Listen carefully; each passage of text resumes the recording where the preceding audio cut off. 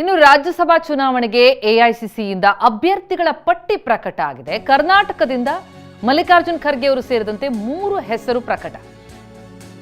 ಖರ್ಗೆ, ಪವನ್ ಖೇರಾ, ಮನ್ಸೂರ್ ಅಲಿ ಖಾನ್ ಹೆಸರು.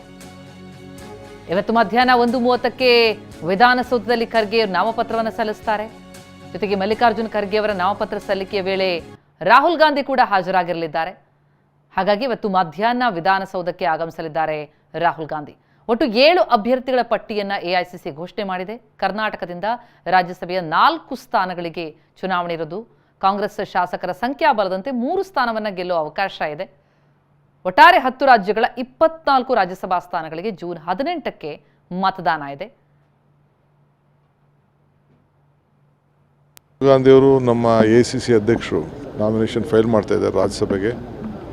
ಅದಕ್ಕೆ ಅವ್ರಿಗೆ ನಾಮಿನೇಷನ್ ಸಂದರ್ಭದಲ್ಲಿ ನಾನು ಸಿದ್ದರಾಮಯ್ಯನವರು, ಕಾಂಗ್ರೆಸ್ ಪಕ್ಷದ ವಿರೋಧ ಪಕ್ಷದ ನಾಯಕರು ನಾವೆಲ್ಲ ಕೂಡ ನಮ್ಮ ಜನರಲ್ ಸೆಕ್ರೆಟರಿ ಇನ್ಚಾರ್ಜು ನಾವೆಲ್ಲ ಪಾಲ್ಗೊಳ್ತೇವೆ. ಮತ್ತು ನೂತನವಾಗಿ ಆಯ್ಕೆಯಾಗಿರೋಂಥ ಅಧ್ಯಕ್ಷರು ಕೂಡ ಅದರಲ್ಲಿ ಪಾಲ್ಗೊಳ್ತಾರೆ.